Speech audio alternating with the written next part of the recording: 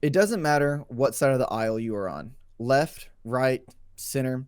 What matters is kids and education. Today on Teach Bigger podcast, we're talking about how you can get involved and how you can help the educational and the public educational school system.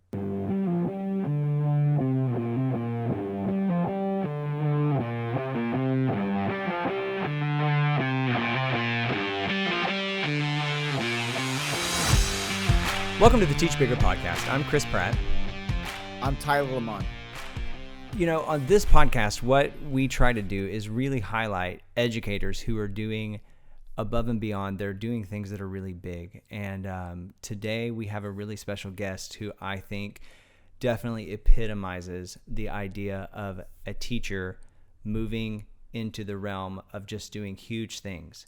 And I think that today's podcast episode is going to really shock you, and it's going to surprise you to see the impact a teacher can have, not just on a campus or a school district, but an entire state. And so today we have the pleasure of being joined with Mr. Troy Reynolds. And I've known Troy for several years now, and if there's anyone that I think is shaking education where he is, it's Mr. Reynolds. And we're super fortunate to have him on the show today. And, you know, Mr. Reynolds, he started as a theater arts teacher in Texas, and he moved from becoming a teacher into administration, and now he runs the largest organization in Texas that is a group that leads and unifies voters, and it advocates for public education in Texas. And so we're super excited to have today the founder for Texans for Public Education, Mr. Troy Reynolds. Troy, thank you for being on the podcast today. Thank you for having me. I got to tell you, you go above and beyond at building up expectations. I don't know how I'm supposed to live up to that at this point. No, for sure. I have no doubt that by the time this podcast is over, people will understand what I'm talking about. So, well, I guess to get things started, I know, Troy, we have listeners all over the world. And so a lot of people may not be familiar with you or your organization in Texas. And undoubtedly, I think there are probably lots of teachers in Texas that are maybe surprised to hear of this organization right now. And their ears are already peaked and they're going, hey, what is this? So maybe take a few minutes and just kind of explain to us what it is that your organization does, what's your vision, what's your purpose, and just kind of give us some background so that way we kind of know where you're coming from. Sure. Well, the background first, I'm a 30-year educator. I've done every job from classroom teacher to assistant principal to student services coordinator to building principal, and I'm currently a senior administration member of my school district. I won't say their name because I'm not representing them right now. In 2011, I was an elementary school principal. And if you remember, that was when we had layoffs. And we termed it as raising expectations for probationary teachers. But the truth is, I had to let go between 10 and 15% of my staff that we would have kept under any ordinary circumstances. It broke me. I was ready to and I continue to be ready to get rid of a teacher who's bad for kids. But these were teachers that were good for kids. Yeah. We needed these teachers. And I had to take them in my office and tell them I didn't have a place for them next year. And I wasn't emotionally prepared for that. I was a rookie principal having to deal with that. And I walked around morose, complaining about it for a while. And a couple of my friends finally started needling me, saying, Reynolds, either shut up or do something about it. And so, honestly, I just made this little Facebook group really for like-minded people to commiserate a little bit, and it has somehow ballooned into this organization that is now an LLC. We're now trademarked. We've got over 31,000 members, active members of the group itself, wow. Not including the ancillary members that frequent the pages and the web page and the Instagram account and the Twitter account and things like that. And it's a pretty amazing thing. Our mission is to unite people, to make them aware of what's going on in public education, and to unite them. We do that by we don't really unite on issues. We unite on character and public education. We don't deal with federal issues. Mm-hmm. We don't deal with local issues. We stay focused, razor sharp, on state of Texas public education. And by doing that, we have everyone from the most extreme right-wing people that you could find to the left-wing people that are Bernie Sanders supporters and everyone in between. And we all work together for something called the block vote.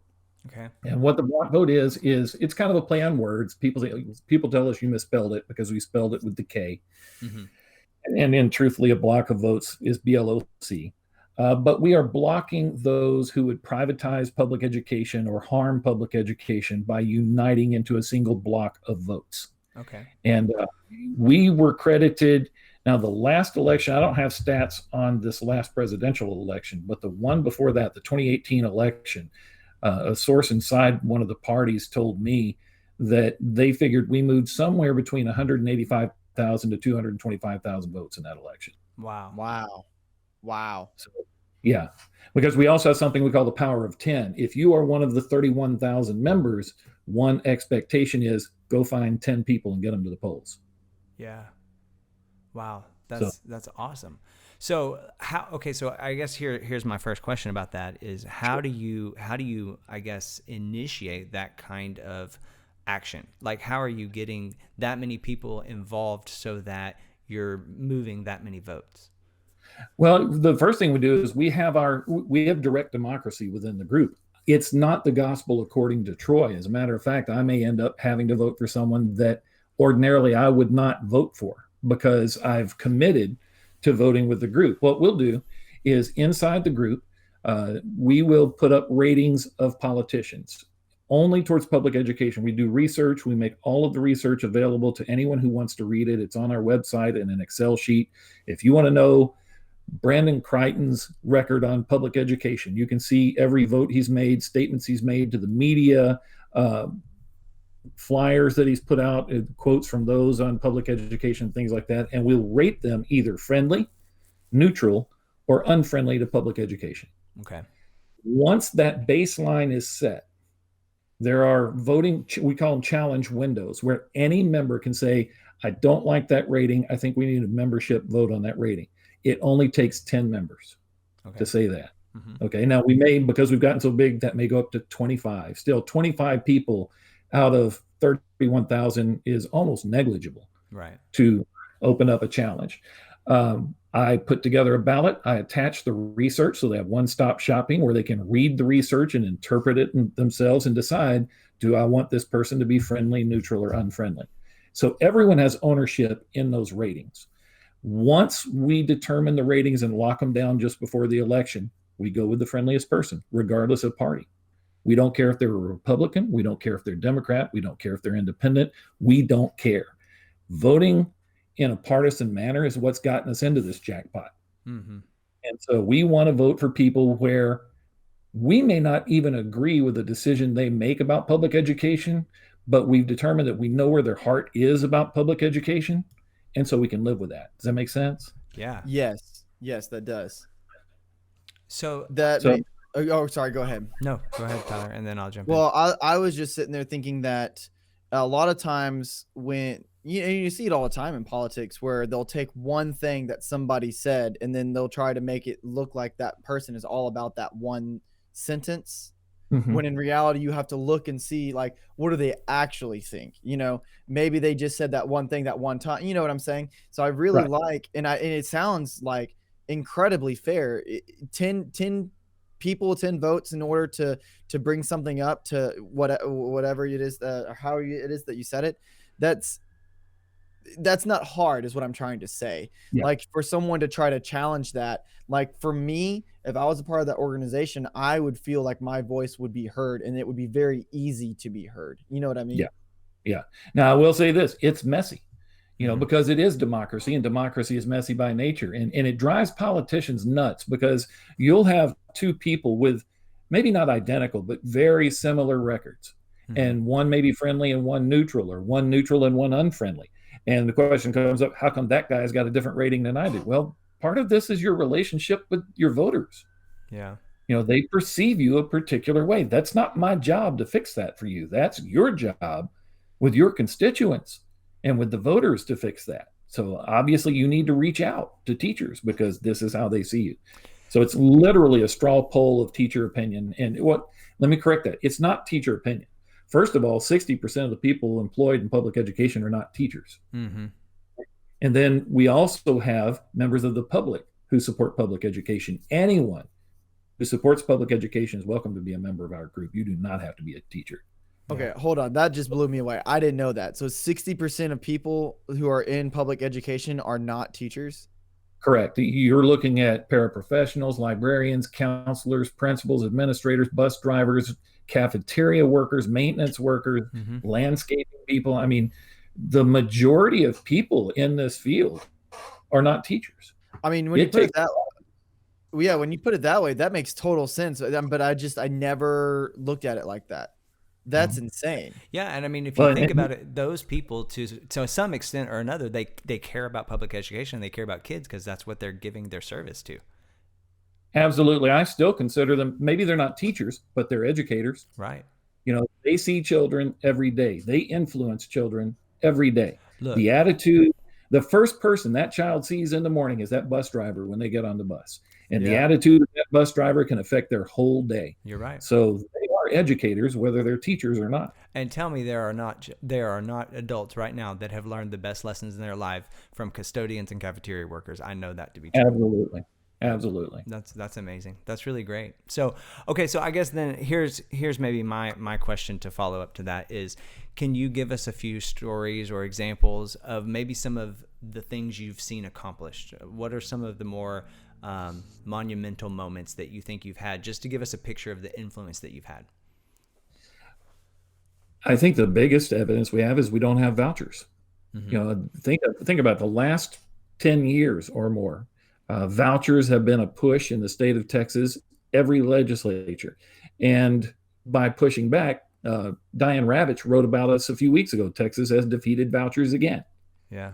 So just for our listeners, because there may be some that are not familiar with what you mean by a voucher, can you explain that? Yeah. Sure. By vouchers, there is a movement, mainly by people who want to privatize public education, to, instead of giving the money to the school to educate the children, they want to write a check to the parent and say, you can go to private school or wherever you want, which would essentially mean doing away with separation of church and state and several other things. You could literally keep your kid at home and have them read the newspaper and say that's their education and just pocket the money and go buy beer. Wow. There's no accountability on vouchers. They disguise them in several ways.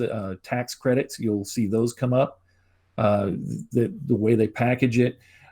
Charter schools are another privatization method. They're not really vouchers. You'll hear them called public schools. The law calls them public schools. I would argue if charter schools are public schools, then someone living off of welfare is a state employee. Just because you take state money doesn't make you public. Right. Charter schools don't have elected school boards, for example. Yeah. So the parents have no say in how that district is run. Can you explain, and maybe this is for me and for anybody else, like what is a bunch, like the differences between like a normal public education school versus, or an independent school versus a charter school? Like you just said, they don't have school boards. Like what are some other major differences that between those two different types of schools? A lot of them are financial. They don't have, when people talk about the charter schools don't have the accountability that the public schools do. Now they do still take STAR and things like that. So they are being tested.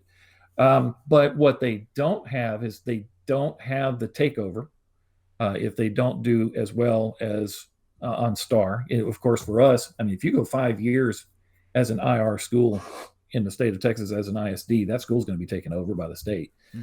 We just saw that last year with 3 different school districts.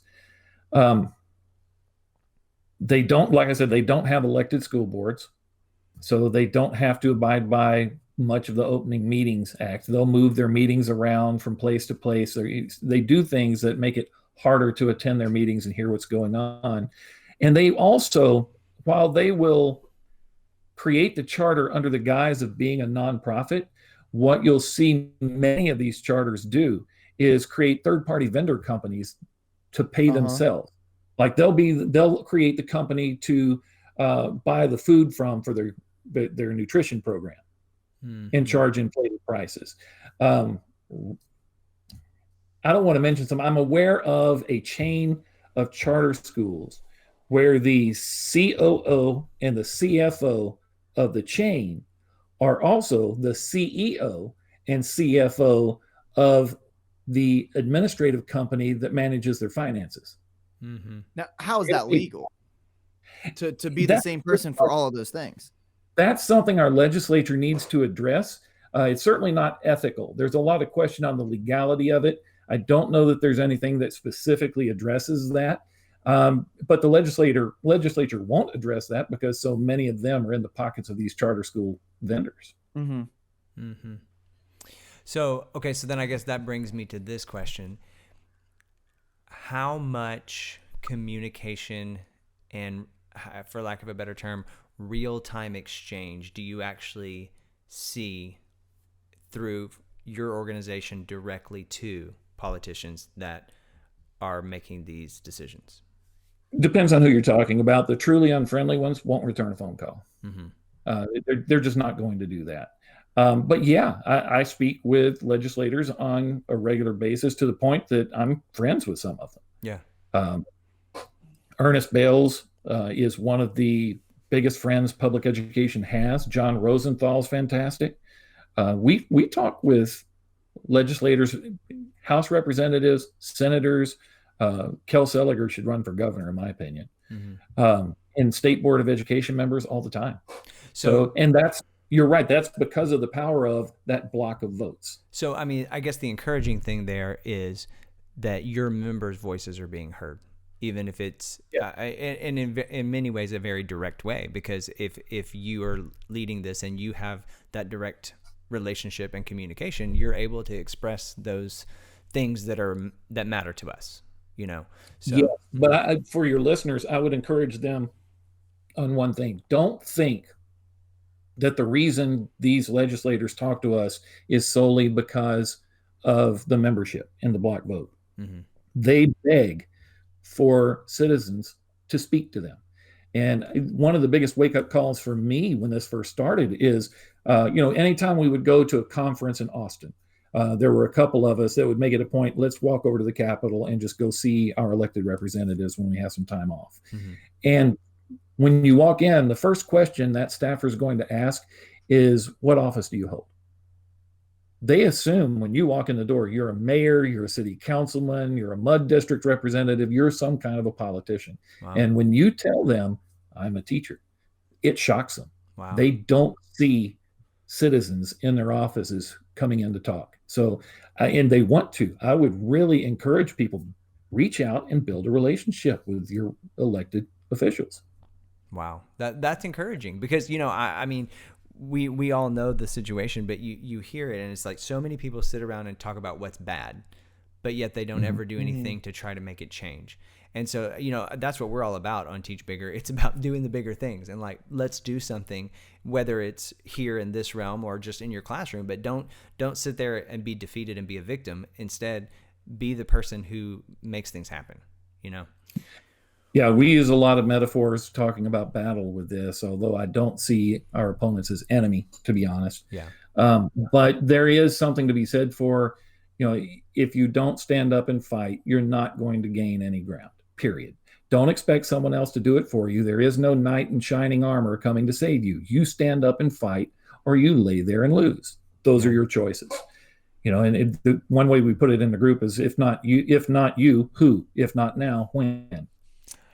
I'm so glad that you said that because I have lived my life with 3 questions, and Pratt knows these very well. I used to tell these to my students all the time. Actually, I still do. The first one is, if not you, then who? The second one is, if not now, then when? And then the third one is, then what are you waiting for? And all my kids have always made fun of me. They're like, Mr. Lamont, that's so cheesy. But it is so true, because if you don't do it, then who's going to do it? And if you don't go write that paper, or you don't go talk to that senator right now, then you're always going to find a reason not to go do it. And then if you already know when to do it, and you already know that it has to be you, then what are you waiting for? You might as well go up and get up and go do it. So that's right. How hard is it to write a 5-minute email?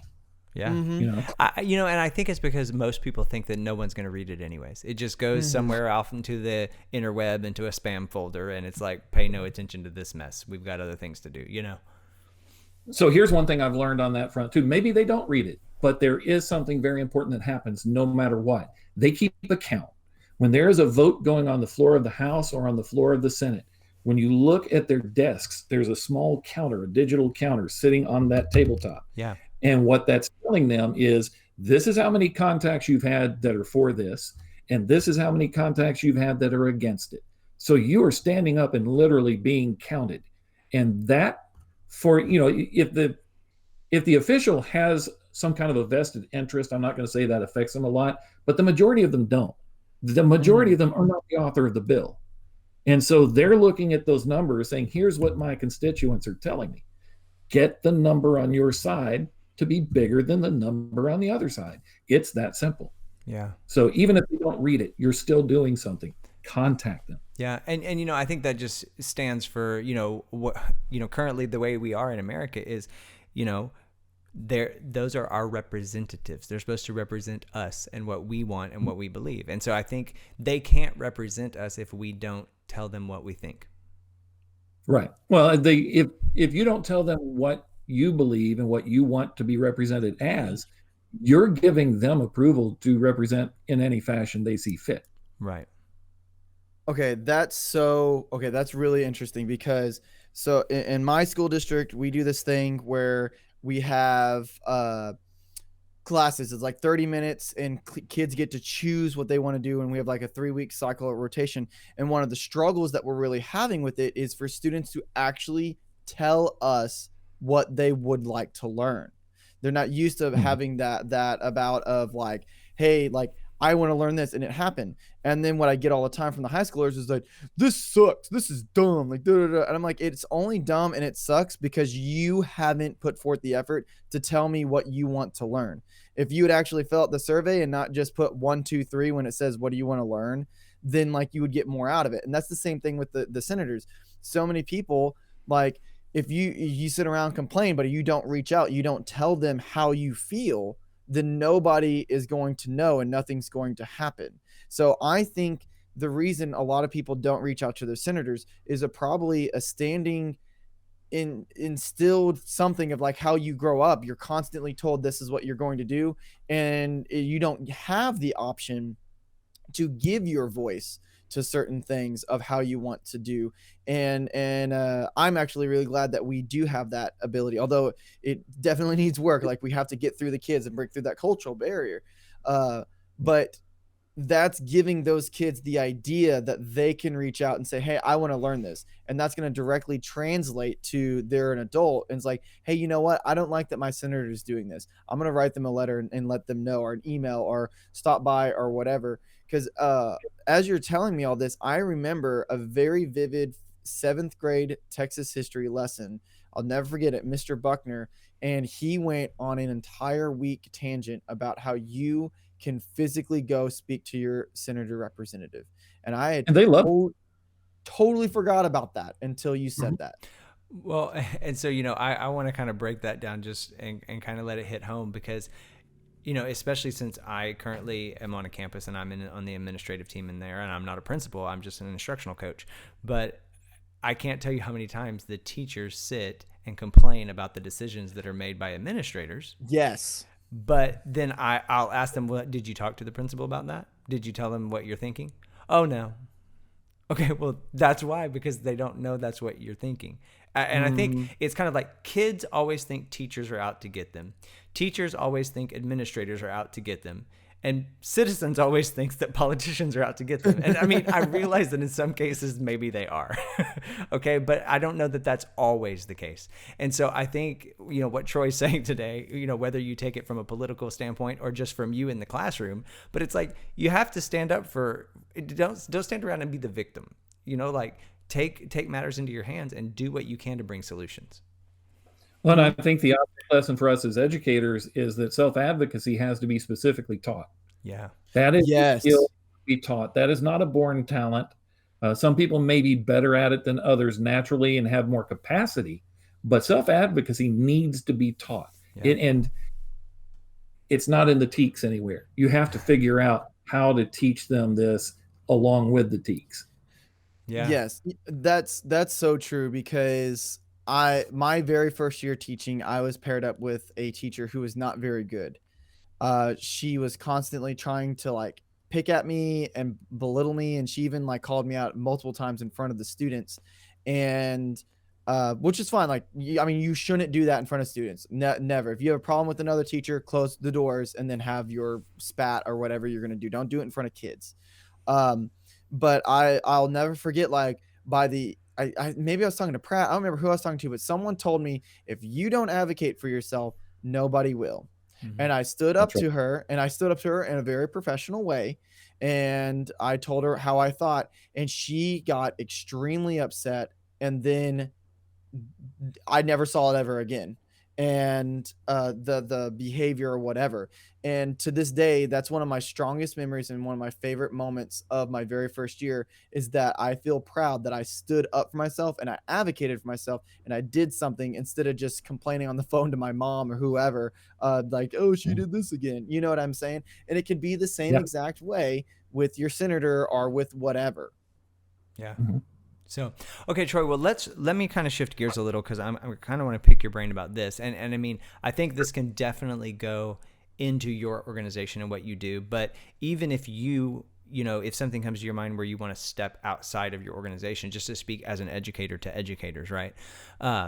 What are some of the current trends or events that are going on that you see either already in place in public education, or they're maybe starting to surface, that you kind of maybe are on your radar, and you kind of say, like, we need to start getting the word out and really start getting some solutions for these things that are starting to surface? I mean, are there things that come to your mind? Are you talking about in as an educational professional or in the political arena? Either one, maybe both. In the educational profession, obviously with the pandemic, remote learning, we have finally been pushed into a direction that we probably needed a good hard shove into. But I think it's going to take years of development to really get it right, to figure out which students are successful with this and which ones are not, and to make sure that we understand that this is one tool. It is not a panacea. This is not going to cure every ill education has ever had, and we do have them. That's one other. Let's not brush that to the side. Education, public education, has problems that need to be fixed. Remote learning is not going to fix them. If anything, remote learning for me has highlighted some problems. Right. Like, if a teacher's not good with student engagement in the first place, if they're mediocre at that, you put the kid into a remote setting and it gets worse. Yes. Yeah. Yes. Listen to season 2 of the podcast. We talk a lot about that. On the political front, this is the most hostile legislature I've seen. I would tell people that House Bill 3 was a trap that we had a hard time figuring out how to communicate about it, because while it provided more money, which was sorely needed, especially since we had never really gotten back the money from the cuts they made back in 2011. It's not sustainable, and it is setting us up for failure, so that when it does fail, if they don't fund it properly, they can point at those dirty old school administrators, and we gave them more money, and look what they did, and this is why we need to privatize. And meanwhile, now this year, they're punishing us because we showed up in droves in 2018. And you have bills like Senate Bill 28 by Paul Betancourt, which would take away the power of the State Board of Education to oversee charter schools and give it to one unelected official. The Commissioner of Education, Mike Morath, would be the only person who could approve or deny a charter school moving into a school district. Wow. Mays Middleton has a bill that he likes to talk about taxpayer funding, and taxpayer money shouldn't be used to lobby. Well, number one, Mays Middleton and many others had absolutely no problem using taxpayer money to go to Washington, D.C. and lobby for Texas. So first of all, they do it. Second of all, and I haven't done the math in a while on this, but back when he started on this little route, we did the math. And Right now, the way the district advocates for your children in Austin, and becomes aware of laws and tries to communicate with politicians, that's a good law, that's not a good law, that's not going to help my kids, this is going to help my kids. They pay association dues into organizations like TASB, the Texas Association of School Boards, or TASA, the Texas Association of School Administrators. And the district generally will pay about $4,000 a year, back when I did this, for membership. And in return for that, you have a professional lobbyist who works for you 5 days a week in Austin. Additionally, that organization provides all kinds of trainings, most of which are not related to politics. Leadership trainings, legal trainings, discipline trainings, HR trainings, you name it. That comes with that membership fee.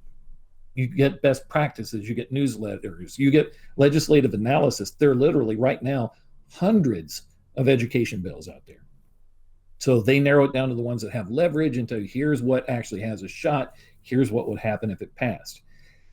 If Mays Middleton got his bill passed, now, instead of having someone working for you 5 days a week for your kids in Austin, advocating for students, you would have a full-time position in your district that has to travel, because they keep saying, well, they can come to Austin and talk to us. Imagine being in El Paso ISD.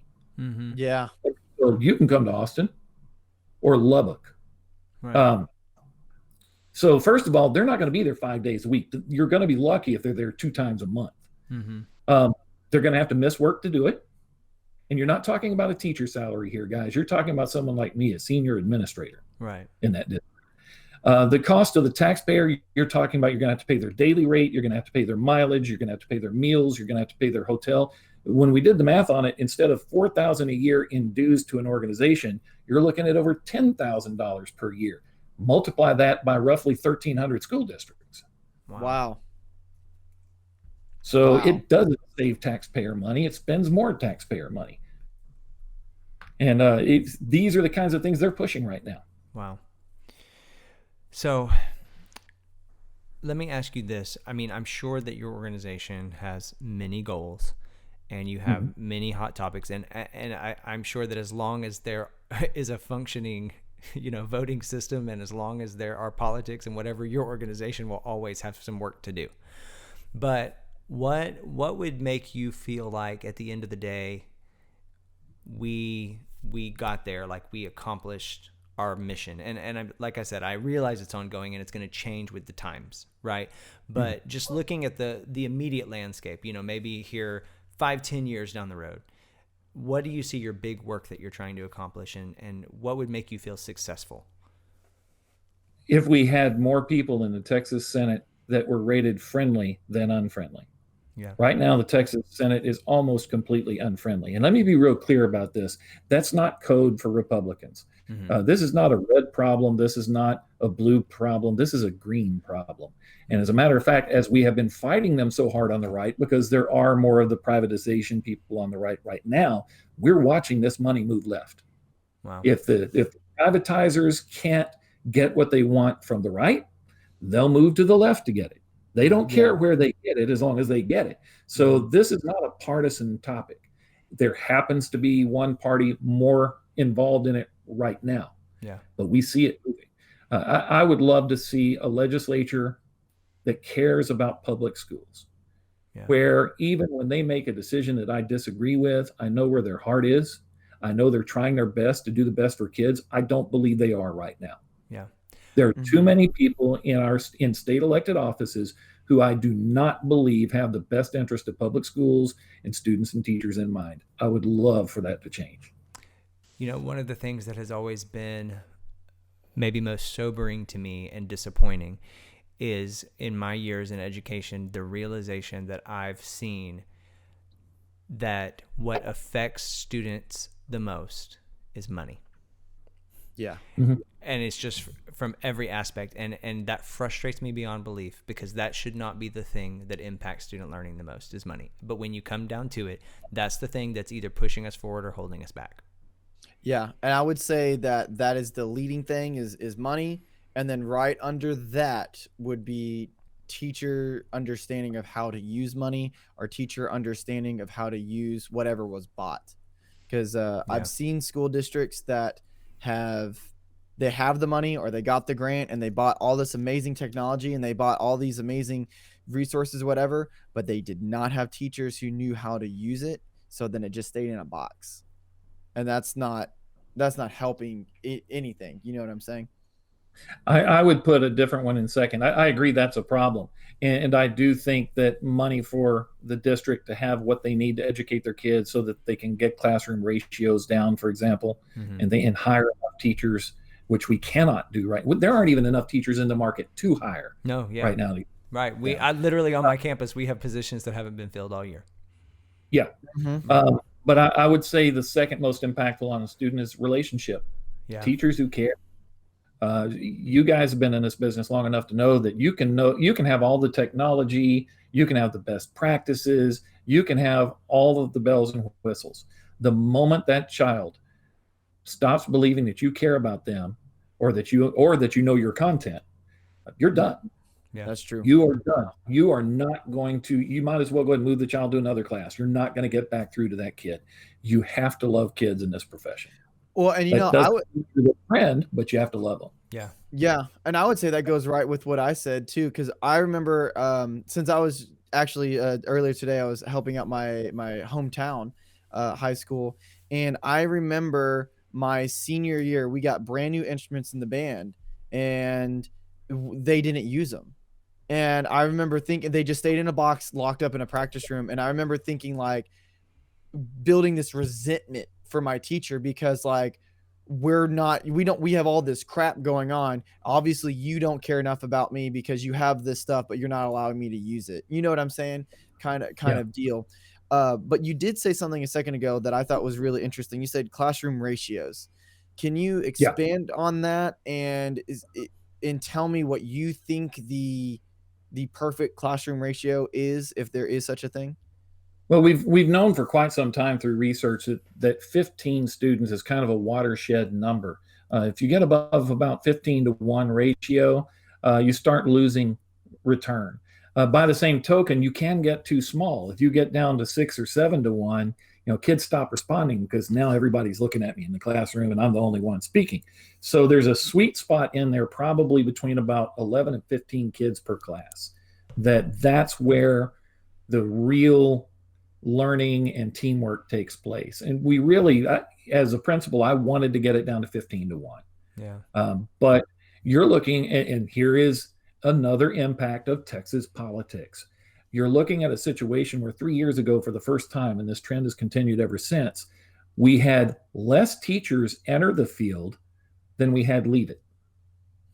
We are losing our job force in teaching in Texas. And it's because college kids, why would they want to be a teacher? They're trying to take away the pension. Right. They're not paid enough. Everybody disrespects them. They don't have power in their own classrooms anymore. The state legislature wants to privatize everything, which would cut their salaries even more because a commercial company isn't even going to pay that much. They're completely profit oriented. Why would someone want to be a teacher right now? And that is a direct impact of the laws and the attitudes of the people sitting in Austin right now. Wow. Okay, so that's really interesting that you said that, because I have also been doing a lot of my own research on what is the perfect classroom ratio, and I also came to the same conclusion of between 12 and 15. And I even put this in motion when I was my last 3 years as a band director. The percussion section was incredibly small. It started with 3 kids, and I realized that it was, or maybe it was 4, and it was incredibly difficult to get them to focus. But then when I bumped it up and it started getting around like 10, 12 or so, I noticed that they started becoming extremely tight knit. Like they were a family, they were a cohesive unit, and we were better at getting better. We were better at learning. We were better at receiving information. Like we were going through the roof. And then once we started peaking and getting past 15, once we started hitting around 18, 20, that's when people started thinking that they weren't a part of the group. That's when kids started, well, I can go hang out over here because Mr. Lamont's worried about this over there. It became harder to do small groups. It became harder to break the class out into things like that. So my question to you, and I think me and you've even kind of talked about this, my hypothetical scenario of like the perfect school. So Mhm. the perfect education school, in my opinion, would have 2 teachers per classroom. There would be a head teacher, and then like maybe some type of aide or some type of lower teacher, maybe more of a student teacher esque type of thing. And there would be a classroom of 12 to 15 kids, and the entire school day would be broken down into individuals, small groups, and then full class sizes. And they would keep the same teacher for 4 years. So, keeping that type of scenario, what do you think is possible? Like, what do you think is like just fantasy? Like, how do you think of that? I think that's more workable in the lower grades. You get into content areas in the upper grades where it's hard to be an expert at everything that has to be taught. You know, speaking as a principal, what I have to work, I have to evaluate teachers in fields that I know nothing about. Okay. And so what I have to be versed in is teaching technique, and I have to be able to identify student engagement and things like that rather than the content. But if you're specifically teaching content, you're going to need more than that one teacher for those kids. I do think looping can be a plus with younger kids, so long as you have strong teaching staff. What But is looping? What do you mean looping? On the elementary level, you sometimes loop teachers, which means they do exactly what you're talking about. They may be the child's first grade teacher, and next year they're their second grade teacher. Oh, And that's great when that teacher is strong. Mhm. If that teacher is not strong, what research tells us is one poor teacher takes 3 years to remediate for the child. that would make sense to me. Yeah. I can imagine just looking at people who are bad at math Mhm. and like having bad math Right teachers. here. You do not want me teaching math. Okay? Me Yeah, either. right here. Use me for an example. Everyone has strengths or weaknesses, and you want to play to their strengths. Yeah. And I think you do that better through a system where the children may stay together as a group so they have some security together. But I do think you need to move them around to teachers so that those strengths can be displayed to the kids. Okay, so then let's take this hypothetical school and let's take what you just said and adapt it. So let's say that they now go to 4 different classes. Each class Mhm. has 2 teachers in it, and they still have their day where they go. There's a 30-minute block where it is just one-on-one. You and that teacher, you are hardcore looking at your content, one-on-one tutorials, just you. And then you have an hour of small groups, and maybe the small group is like 4 to 6 kids, and this is where you're going to do more small project based, where you're going to do a project maybe once a week, maybe once a class period, something like that. And then an hour and a half out of the day you are going to be with your full class, which is 12 to 15. And this is where you're going to do bigger group projects, things that involve more of the community of your classroom or the community that you live in. And you keep the same teacher for 4 years, or you keep the group of teachers, I should say, for 4 years. So poke holes in that. What's wrong with that? Well, my biggest hesitation on any model is we teach contents that are so different. Being a band director, you know this, Mhm. that you can't take a cookie cutter model of any sort, good or bad, and apply it to every single classroom and have it work. You have to have the flexibility to say this will work for this end of the building, but it may not work for that one. As an English teacher, I'll give you an example. People debate block schedule versus regular traditional schedules on the high Mhm. school level. Okay, in addition to theater, I taught English as well. I loved block scheduling because I could go through the entire writing process in a period with the kids and not just as they get started say, okay, put that up and we'll pick up from there tomorrow. Yeah. But I know good and well there were plenty of classes in that building that block schedule was not the best schedule for them. They needed a traditional schedule Right. for their content. So I hesitate to say any specific model would be fantastic for everyone. I think that's interesting. I think it would merit inspection, and it may work better than what we do now. But Mhm. without really sitting down and looking at the nuts and bolts and how it would affect the CTE department, the technology department, the Mhm. fine arts department, and science labs and things like that, it gets really hard to put one model over another. I think as a leader, you just need to know the culture of your building. You need to know the needs of your kids and your teachers, and then you pick and choose what you need to fit them rather than the other way around. Well, and I think, it's interesting, because we've kind of gone on this interesting tangent, that's a little more philosophical, but at the same time, I think it's important because it brings us back to what your organization's doing, and it's trying to put the power back in the hands of the people who educate, to give them the freedom to do what they need to do. And it's kind of the same thing. I mean, Tyler's giving some great ideas, and then, who's to say if that would work for one person or another? But at the end of the day, what we need as educators is the freedom to educate, and not the restriction to have to abide by A, B, and C. You're right. And one thing we've got to build, and one reason I encourage people to visit their elected officials so much, is we have lost something really important. We have lost the trust of the legislature. They don't trust teachers. I sat in a room at Region 4 in Houston, Texas, and listened to our education commissioner, the man who is supposed to be in charge of us and there to help us and help us grow. I listened to him when we were talking about, this is post-Ike. And we were talking about how, not Ike, which hurricane was it? Ike, it was Harvey. There's been a lot. Katrina. Harvey, thank you. Okay. Harvey. And the topic was, things we were going to do to help kids after the trauma of Harvey. And I listened to him in that room in answer to my question of why are we still doing standardized testing when I've got hundreds of kids living in tents right now. And the quote that I will never forget is, if we do not test, they will not teach. We have to fix that. Wow. We have to fix that. Okay, so then my immediate question is this. Why do you think he has that perception? Because we as educators know that's not true. So why does he have that perception?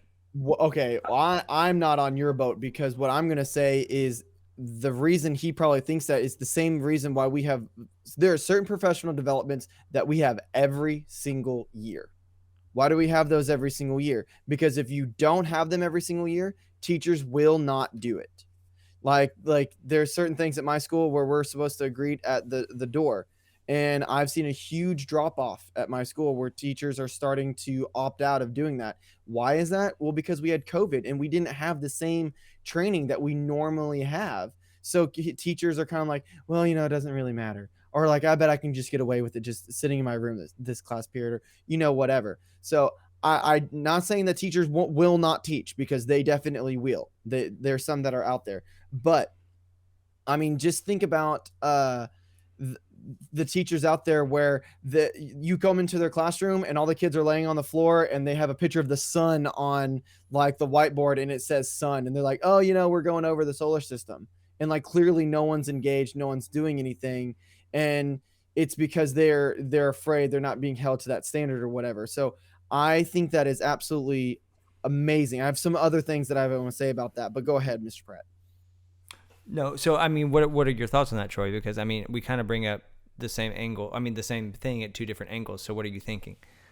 I think both angles are correct. I think there are leadership issues, just like the teacher has to have a set of expectations for their classroom, for that classroom to perform. We all know how important the expectations of the kids are. And if I don't expect anything, they're not going to do anything. Well, the same thing applies to a building.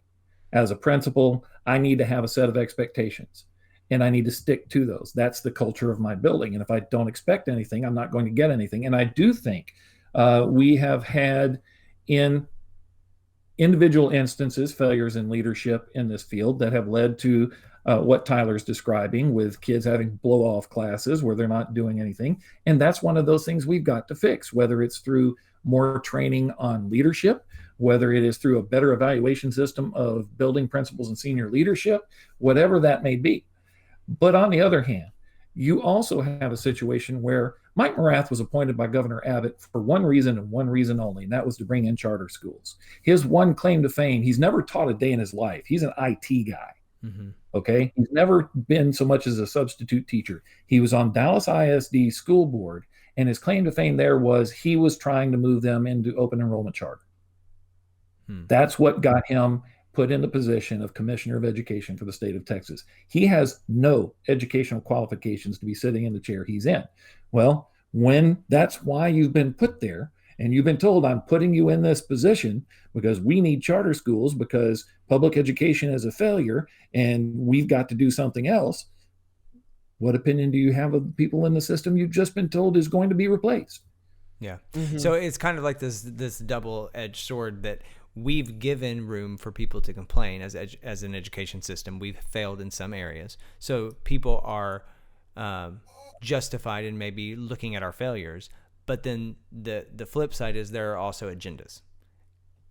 And those two things. Agendas. Right. And then the other finger I would point at us. The biggest failure, we have two major failures in education. One is, for some reason, every other company on earth, every other industry on earth will tell you how they're the best at what they do. Teachers, educators don't do that. We don't share the positive stories. And so we allow someone else to dictate the dialogue, and positive stories don't get ratings. Yeah. So the news media and everyone else puts up those negative stories every time there's a teacher that does something wrong. Oh, look how horrible this is. And they ignore, for every one teacher, the thousands of teachers doing their job. There's 1.2 million TRS members in the state of Texas. Wow. You may see a dozen stories a year out of that 1.2 million. What about the rest of them? And we don't talk about that enough. The other is we don't vote, or we vote against our own interest. People blindly vote in a partisan fashion and make assumptions that, well, they're going to vote about education this way because of the party. And that's just not true. For example, one of the authors of the bill, the companion bill to Senate Bill 28 that we talked about earlier, that would remove the State Board of Education's ability to oversee charter approval, was written, the House version was written by Representative Dutton, a Democrat. Now, if you went and voted D in that election thinking he'll be great for education, well, you may want to think again.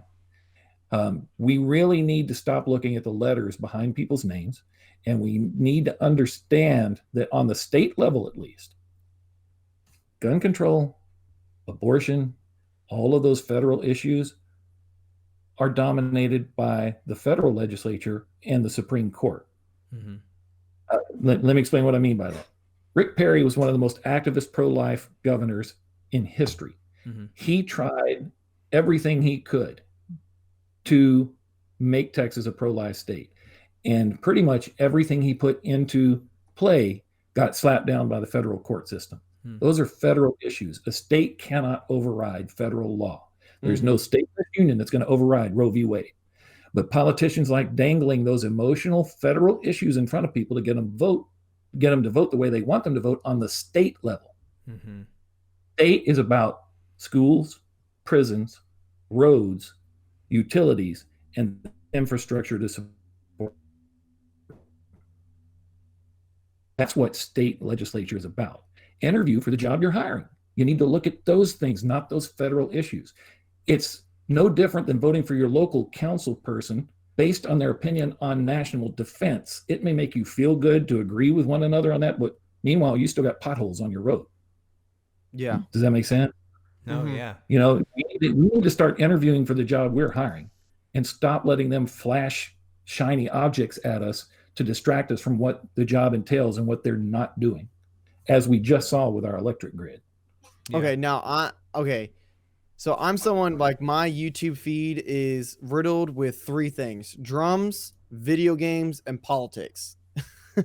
And all my politic videos that are on there are all federal. And you're absolutely right. And I was even thinking about that earlier when we were talking. And even before I started this, I was like, well, maybe I'll listen to some stuff because, like, I'm going to have that podcast with Troy. Maybe that'd be kind of interesting. Maybe I can find something right before I go. And then I was like, oh, wow. I don't watch anything about Texas politics at all. It's all the big boy stuff that's going on federally or whatever, the stuff that I feel even smaller about.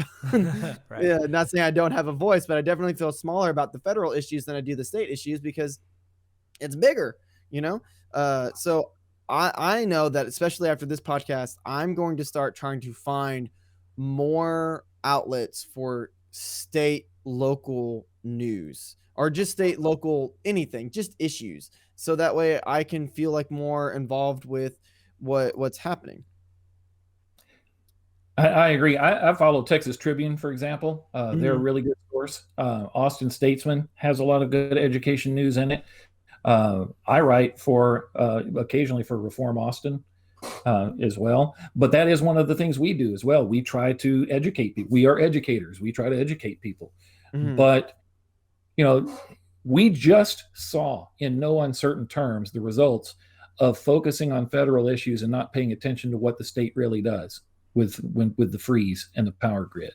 And think about, they told us we were minutes away from losing the grid for months. Wow. Imagine if that had happened. It's too important. We have to pay attention. And it's why in our group, we don't touch federal. We're not telling you who to vote for on the federal level, period. You want to vote pro-life, you want to vote pro-choice, you want to vote pro-Second Amendment or anti-Second Amendment, that's your business. Vote the way you want to on that level. We're not touching it. State level, we come together and we vote together because of public education, because that's one of the 5 things the state really does. Yeah. And it is the largest part of the state budget. They're right about that. Wow. Okay, so I want to come back to state testing because I had something else I wanted to say about it. So, okay, so I remember where I was. Maybe I was in a training or professional development or anywhere. I was somewhere that was talking about how the STAR test does not test over all the TEKs. It picks a few TEKs to test over for individual content areas. And that's why teachers are all up in arms, because like, how can this judge my students' knowledge and this? And that's how you get people who teach to the test, because they only worry about the certain TEKs that are being tested over in the test and things of this. And then I started thinking about, I was like, well, what if you use the test differently? And you used it in the sense of, well, the test bar is here, like pretty low. And then the bar of all the TEKs that I'm supposed to teach is like way up here. So if I do everything that I'm supposed to do, then this test is like neither here nor there. My kids go pass it, no big deal, right? But I think where it becomes a big deal, and me and Prav talked about this before, is the sheer weight of it. And that like, even if you mess up giving the test, you have the possibility of losing your license. And I think that might be an issue with it or something. I don't know. What are your thoughts on using the test in a different manner, not having such weight on it? I'm going to suggest another guest for you, to be honest. There's a man that I admire very much by the name of John Tanner. He is one of the premier experts in America on norm reference testing. And what John would tell you is the test doesn't matter. It's the manner in which you're using it. Standardized norm reference testing is made to put things in order. It is not made to have an arbitrary pass-fail point. For example, if I norm referenced your height, I would have a room full of people stand from tallest to shortest. And I could tell you when I did that, here's where the mean is, here's where the median is, this is the average.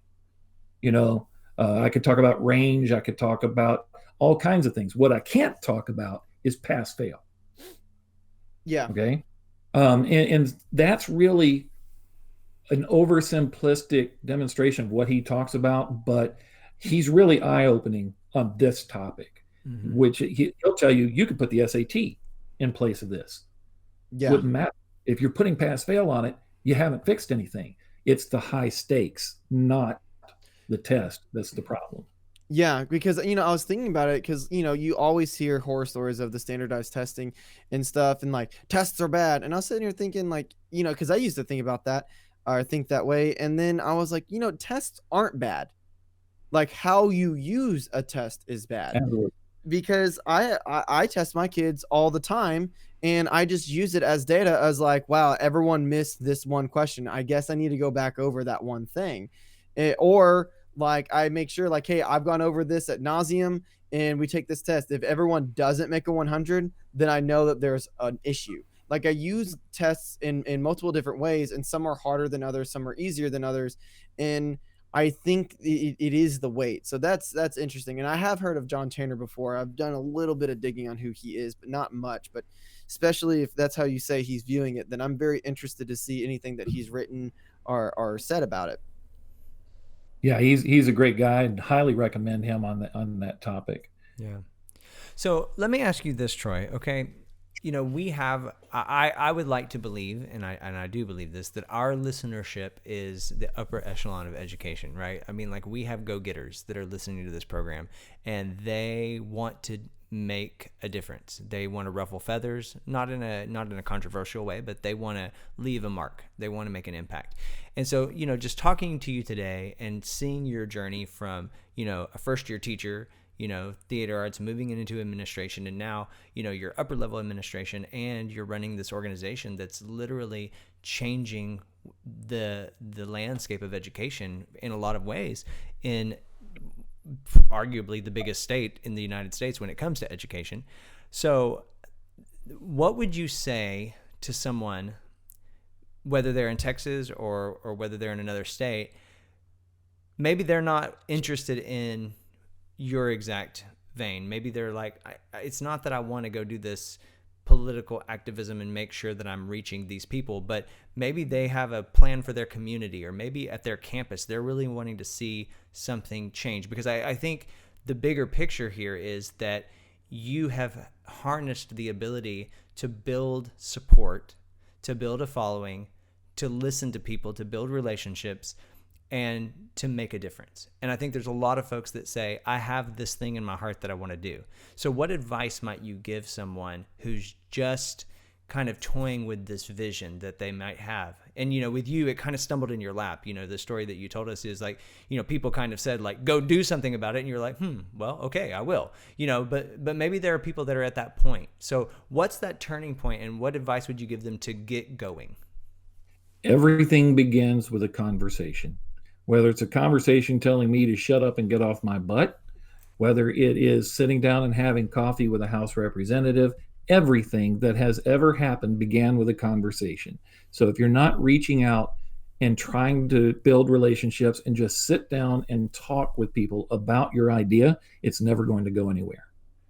If you want to lead people, you have to accept the fact that leadership involves sitting down and listening first and then talking. I love that. Whoa. I love that. Can we quote you? Can we like take that as a snapshot, that leadership requires you to listen first before you talk? Yes. I really believe that. That's amazing. That's a golden nugget right there. Okay. Well, you want to know what that'll do for you? What? There are times when I sit down and what's about to come out of my mouth has been really dumb. But the fact that I sat down, I edited myself before I ever spoke it. Okay, I'm going to put that one up. That was a dumb thing. I don't need them to tell me that. Yeah. So it helps everyone to sit down and listen first. I think I've had a few moments in my life where I've felt myself swallow my words because I knew this has to come back in. I cannot say that. Okay, so that's something that I've always struggled with my whole life. I'm the youngest of three. And the age difference, I think, is 11 and then 5. So like the age groups it's kind of big. And growing up, my siblings never let me talk. Like if I ever had an idea, they either stole it or like they reached in my mouth and took the words right out. So that way I couldn't talk. And I think because of that, when I'm in front of people, I feel like this need. I'm like, I must say what I have to say. And especially within the last 5 or so years, I've really been trying to work on that, because I found myself, I say something and then the other person says something else. And I'm like, oh, wow, that was really dumb. I should have just waited. Yes. So, all right, I have one final question. Sure. Okay. And this is an interesting, it has a little bit of a story to this question. So when I was at the end of my student teaching at Sam Houston, they had like this big last meeting with all the student teachers. I don't know. It was interesting. They tried to pretend like we had all been together forever, but there was like 400 of us. Like we didn't all know each other. But anyway, so we're all in this church, and he was some superintendent. I can't remember who it was from. It was some superintendent. And at the very, he gave this big morale speech about stuff. And he's like, okay, who has any questions? And I'm someone who I can ask a question and completely shut down the Q&A. Like, so I always wait until after 3 questions before I ask a question, if I'm even brave enough to do it at all. And people are asking questions like, why is your school district the best school district in Texas? Like really dumb surface level questions. All right, that's it. I'm going to ask mine. So I like, and I learned a long time ago, you write down your question first. So that way you don't sound dumb when you ask it. So I asked him, and I was like, you're in a room full of brand new educators. We are about to graduate like tomorrow. Tomorrow we're walking across the stage. We are all certified. What are the problems that you see in education, and not just see in education, but what are some tips and advice you can tell us, brand new teachers who are going into the workforce, that you can tell us that will help change and shape education for the better that you can see? And he avoided the question beautifully.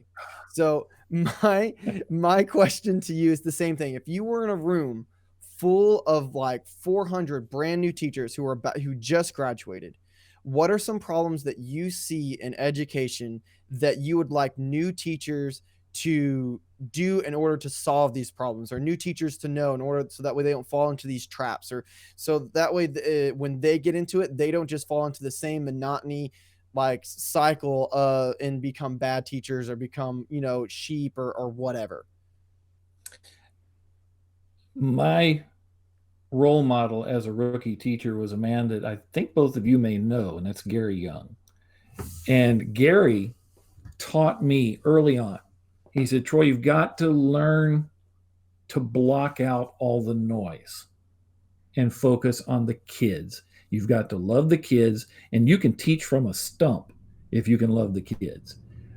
But if that's not in your heart, one, you're in the wrong field. And two, if you don't focus on them, you're going to get run out of the field. And he was right. I'm going to say it's around year 6. It was for me. So somewhere probably between year 4 and 7, you're no longer a rookie teacher. You're really beginning to understand the problems of how kids slip through the cracks. Like back then, the way a kid was classified for special education was there had to be this gap between their performance and their IQ. Well, if the kid's IQ is low enough, there's no special ed, and things like that. So you start learning all of those nuances, and it will flat run you out of the field if you don't learn the phrase, this too shall pass. When the legislature puts out a stupid law, when things are thrown at schools, when budget cuts come, this too shall pass. That legislature changes every 2 years, but your kids will still be in front of you. Focus on the kids, because that's what this is about. If you can't do that, if you can't block the noise and focus on the kids, you will not last. That's powerful. That would be the number one thing I would teach a new teacher. Wow. That's great. I mean, I really feel like that. I mean, you have given us so many nuggets, and so we just thank you. I mean, today has been great, but if someone only heard that, I think that's life-changing right there. Mm-hmm. So that's good stuff. Well, okay, so I have maybe these final thoughts, Troy, because I mean, we hate to even let you go, but I mean, I know we can't do this for the next 24 hours because no one would listen that long, and you need to get some rest, and so do we. But just out of curiosity, because we do have listeners in other states, and maybe there are some folks like you that are going like, man, we need that in our state. Like, we need to come together. We need to, impact. We need to help people get educated. So, maybe just briefly, what would you talk to, or what would you say to someone who's hearing this and they're saying, I want to do what he's doing? Like, specifically, I want to move into that arena, and I want to start to gather that community of people where we make a difference with our legislation. Well, one would be what you guys said: stop waiting. Yeah. Follow your passion. If it's in your heart, do it. Don't question it. Do it. The other is, if they want to talk about it, I'm available to anybody at any time. I'll talk their ear off.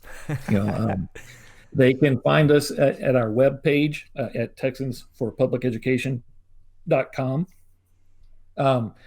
My email address is admin@texansforpubliceducation.com. They can find us on Facebook. They can find us on Twitter. They can find us on Instagram. Get in touch. I will return a phone call. I would be happy to sit down and talk with someone about that. Yeah, that's awesome. Well, Troy, thank you so much for being with us today. I mean, just from talking philosophy all the way to, politics has been tremendous. And, you're our first guest to ever really cover everything in public education in 1 hour. So this is definitely the go-to podcast, So, but we just appreciate your time tonight. And, just thank you for being who you are and for all that you're doing. And I know that you have thousands of people that are looking up to you and that are supporting you. And, we appreciate your time and we appreciate everything you're doing. And, just me getting to know you personally, I just appreciate all that you've done. I've seen this man in action, and he is not just talk, and he is not in it for the name or the organization or the politics. This guy cares about education. He cares about kids, and he is making a difference. And that's why we want you here. That's why we just felt it so important to hear your story, because, it's like you said, there are lots of negative stories. We need to tell the positive stories. And this is a positive story. So, well, thank you guys for listening today. I hope that you enjoyed today's podcast. And there are a ton of ways to reach us. If you want to get in touch with Troy, he left his information. Also, it'll be on our website at teachbigger.com. You can email us at info@teachbigger.com if you need to chat or you want to connect with Troy, and we can help make that connection as well. Also, we're on Facebook, we're on Twitter, we're on Instagram, all at TeachBigger. So we'd love for you to let us know what you think of the show. If you haven't already, make sure you subscribe to the podcast. So that way, every time we have a new episode, you get a notification and you don't miss anything. Because as you can tell, every week we're talking about something totally different. And I hope that you're enjoying this journey as we are. But last thing I kind of wanted to mention is this is the month of April. And so I am starting a little challenge called the April Alliteration Challenge. And I'm totally a word person. And I know some people don't like poetry and they don't like language arts and they don't like writing and they don't like reading. And, they just want to do computer stuff or whatever. Tyler. But actually, Tyler's a great writer. I'm just teasing. No. I'm putting out a little challenge this month to all of our listeners, all of our followers, that if you want, I want you to write your best alliteration and tag it on any social media at #ITeachBigger. And we're going to be looking through those tags, and we're going to look at your alliteration.